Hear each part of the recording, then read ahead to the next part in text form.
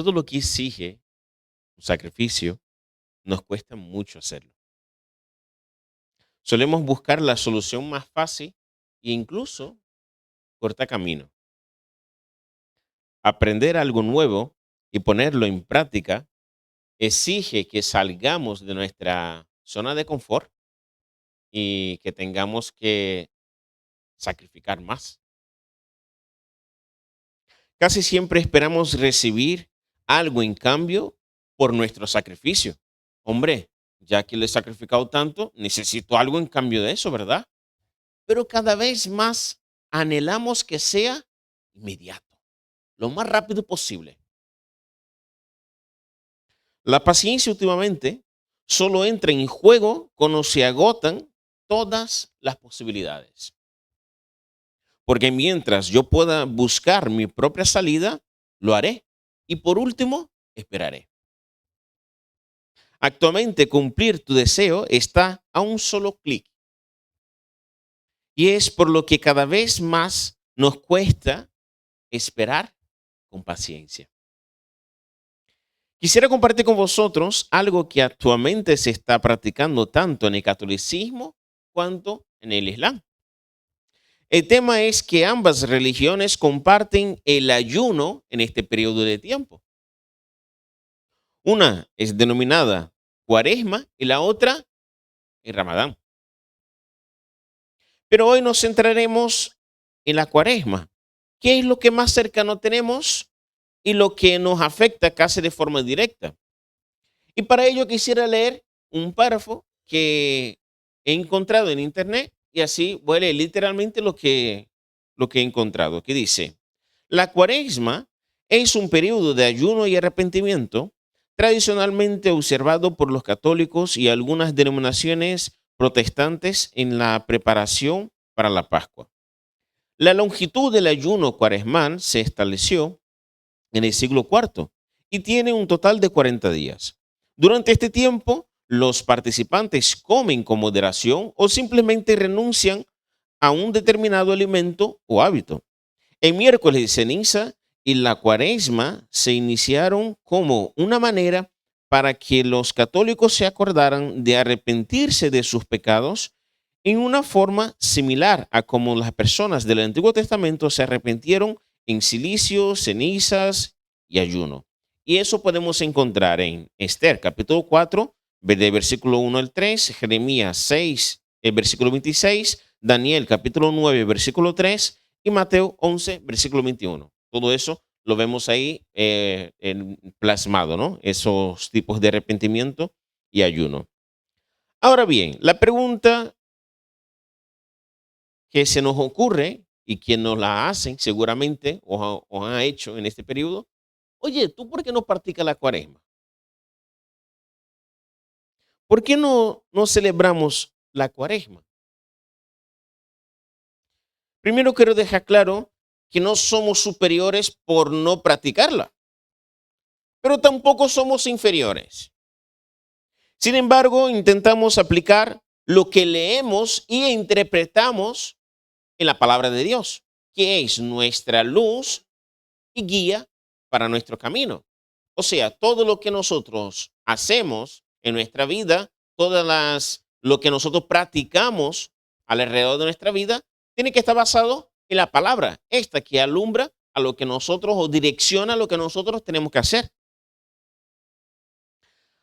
A lo largo de los siglos, la cuaresma fue perdiendo su enfoque sacramental y actualmente se toman o entienden que este periodo es para pagar los pecados cometidos, principalmente los de carnaval, pero no hablemos muy fuerte, ¿vale? Pero sinceramente no creo que sea así. Creo que la dirección no va por este camino.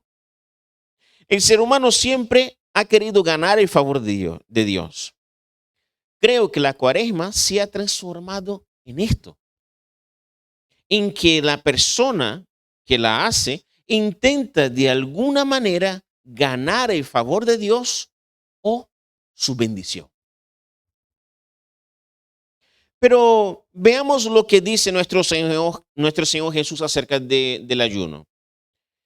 Él no solo por ser nuestro Salvador, nuestro Dios, nuestro Señor y Dios, tiene propiedad para hablar acerca del tema. No solo por eso, sino porque ha estado 40 días y 40 noches en ayuno. Entonces, que una persona, yo creo, no sé si alguno aquí ha estado, yo no he estado, yo soy sincero, no he estado y yo creo que ninguno de nosotros hayamos estado 40 días y 40 noches en ayuno. Así que, ¿cómo?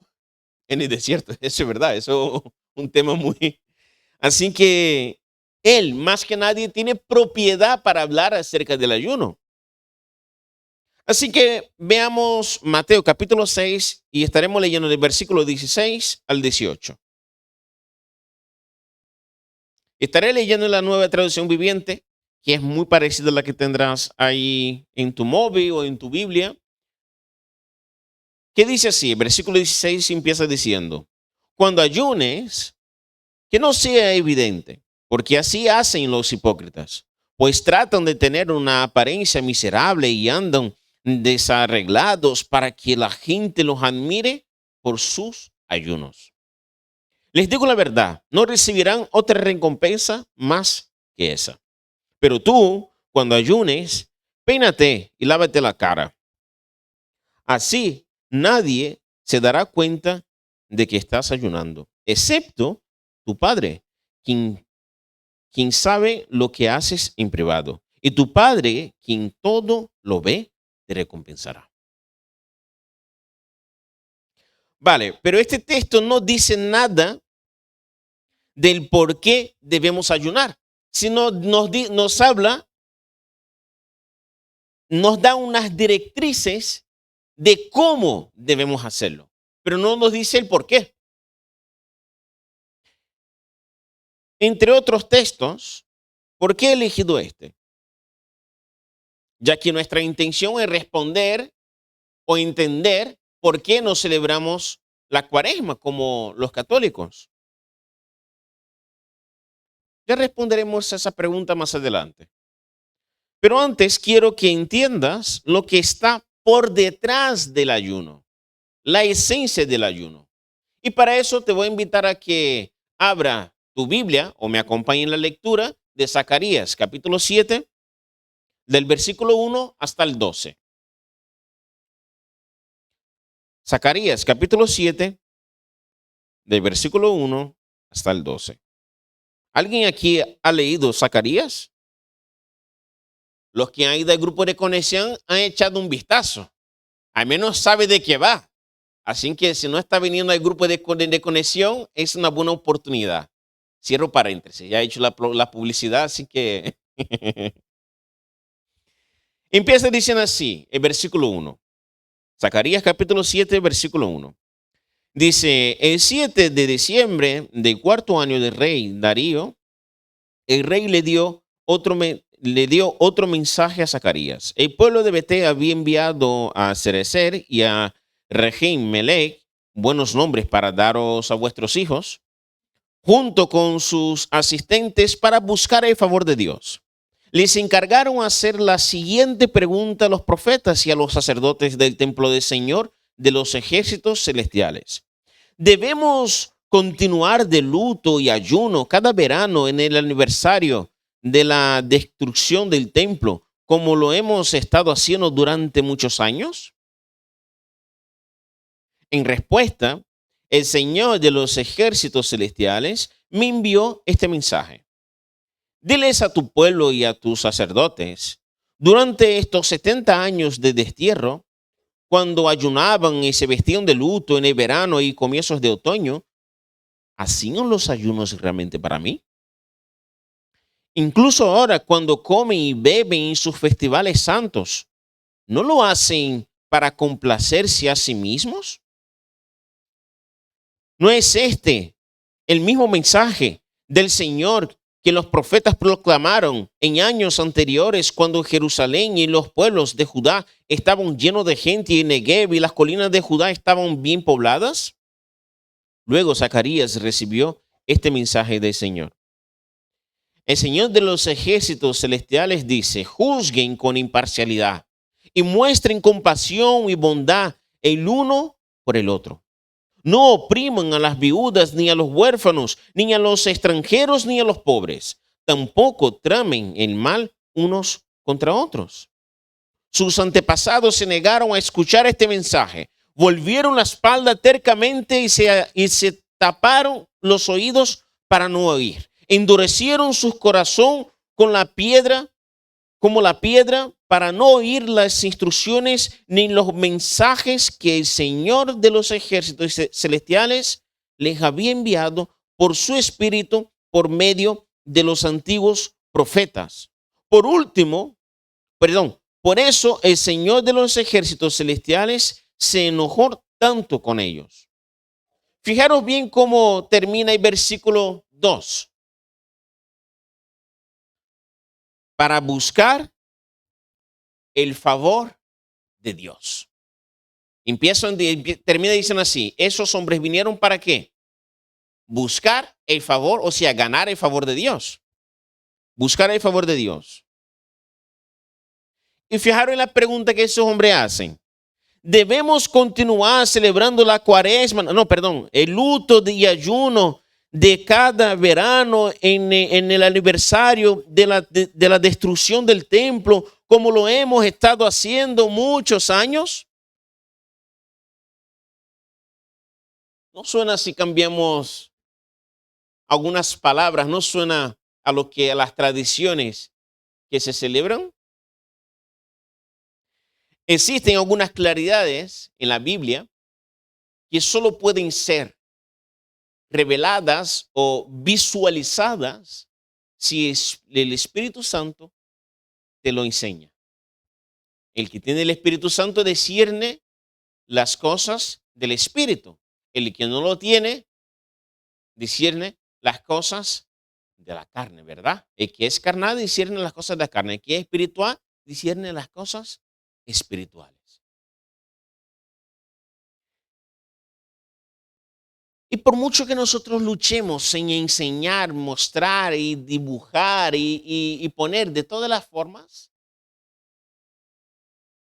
el que no abre sus ojos, sus oídos, como lo dice en Zacarías, no serán capaces de ver, ni de escuchar, ni de entender, porque están ciegos y sordos espiritualmente.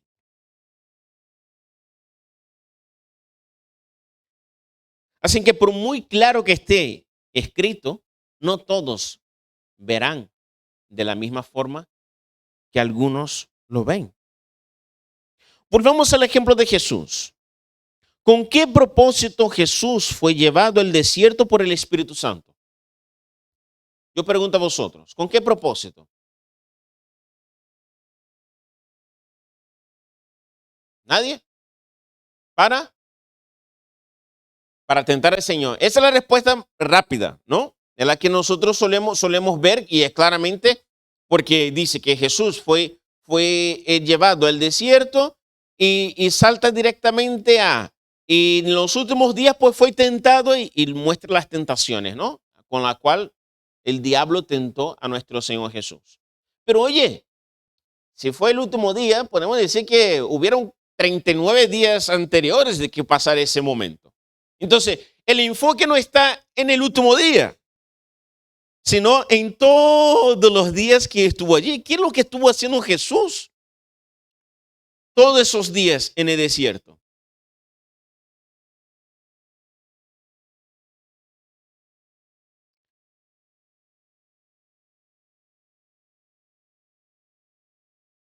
Jesús fue al desierto para fortalecerse espiritualmente y prepararse para todo lo que estaba por venir. Y claro, cuanto más cerca de Dios estemos, más fuertes serán las tentaciones y más débiles carnalmente estaremos. Pero si somos capaces de superar las pruebas y las tentaciones, seremos cada vez más fuertes.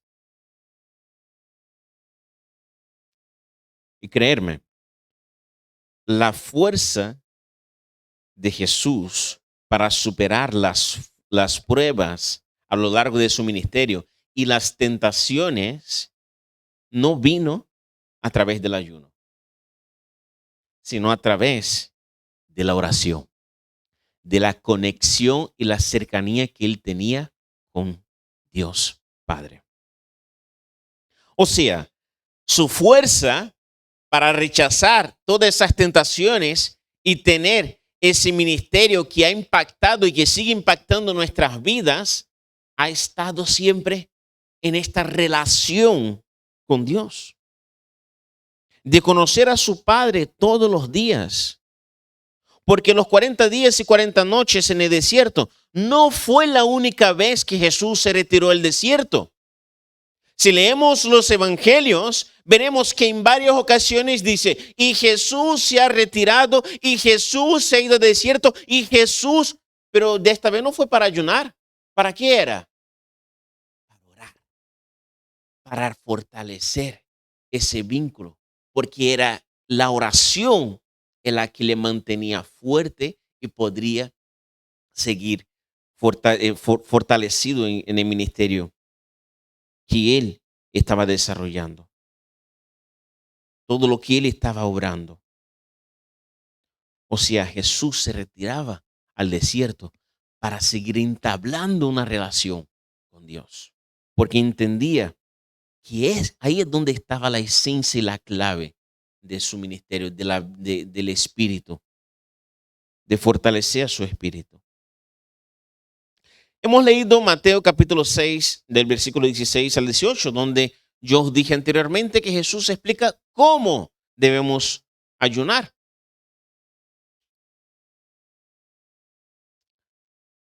Pero ¿sabe qué es lo que él, Jesús, explica y enseña antes de enseñar acerca del ayuno en esos versículos? ¿Sabe qué versículos preceden esos versículos que hemos leído? El Padre Nuestro.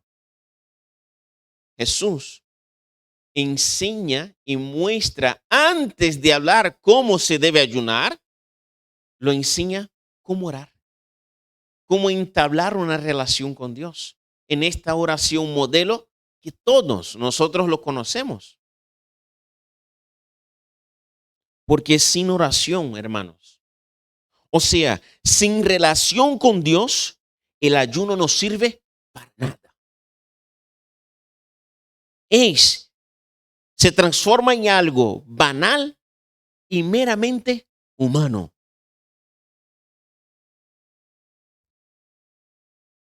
Volviendo a Zacarías capítulo 7, mira lo que dicen los versículos 5 y 6. Zacarías capítulo 7, el versículo 5 y 6. Dice, diles a tu pueblo y a tus sacerdotes, durante estos 70 años de destierro, cuando ayunaban y se vestían de luto en el verano y a comienzos del otoño, ¿hacían los ayunos realmente para mí? Incluso ahora, cuando comen y beben en sus festivales, ¿no lo hacen para complacerse a sí mismos? El problema aquí nunca ha estado en la cuaresma y en el ayuno, sino más bien en tus acciones delante de Dios, en tu relación con Dios. Porque ¿de qué vale abstenerse de ciertos alimentos o hábitos si no es capaz de perdonar a los que te hicieron daño? O si no eres capaz de practicar la justicia y sigues siendo una persona injusta. O de seguir siendo infiel a tu pareja. O de ser una persona envidiosa que nunca está satisfecha con lo que tiene. Yo podría estar todo el día añadiendo cosas a esta lista. Pero veamos lo que sigue hablando el Señor en Zacarías 7, ahora del versículo 9 al 10. Zacarías capítulo 7, el versículo 9 y 10. El Señor de los ejércitos celestiales dice, juzguen con imparcialidad y muestren compasión y bondad el uno por el otro. No opriman a las viudas ni a los huérfanos, ni a los extranjeros ni a los pobres. Tampoco tramen el mal unos contra otros. Esto es lo que Dios habla al pueblo de Israel en aquel momento y a nosotros en este día. Pero estoy seguro que Dios te está hablando algo hacia ti en ese momento. El Señor te está demandando algo que deberías haberle entregado desde hace mucho tiempo. ¿Sabes qué? La cuaresma nunca se ha tratado del ayuno. Y sí, de tu relación con Dios. El ayuno es como si fuera el gimnasio de tu alma, para que podamos entender. Pero lo que alimenta tu alma es la relación que tienes tú con Dios y la meditación en su. El ayuno solamente es para fortalecer esta fe, esta cercanía, sacrificar tu carne, pero el enfoque, lo que alimenta realmente tu alma, es la palabra, es tu relación con Dios. Eso es lo que te mantiene vivo, no el ayuno. Termino con una pregunta. ¿Por qué practicar la cuaresma solo por 40 días cuando tienes 365 días por delante? La cuaresma representa el 11% del año. ¿Qué haces con los otros 89% de los días que te quedan en el año? Pecando para que luego después vuelva a arrepentirse 40 días más el año que viene. No, nunca se ha tratado de eso. Eso siempre ha sido un enfoque para que nosotros pudiéramos relacionarnos con Dios. Y aquí, hermanos, no estoy hablando de religión, no estoy hablando de catolicismo, ni de islam, ni de protestante, ni nada.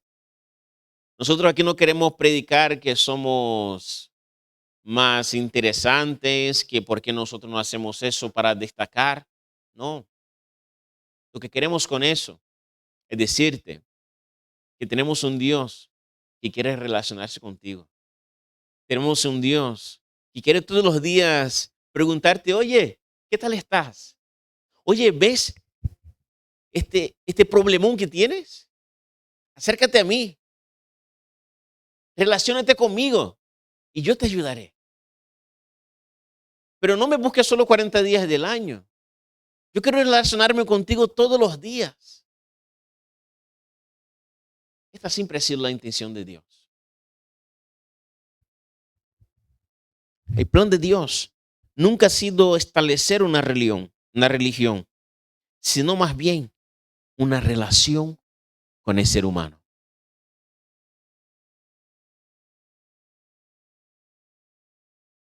Y eso es lo que Cristo vino a mostrarnos. Él es el único camino para relacionarse con Dios.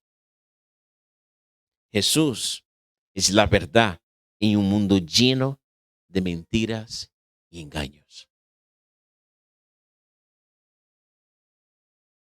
Y Él es la vida que necesita tu alma. Oremos.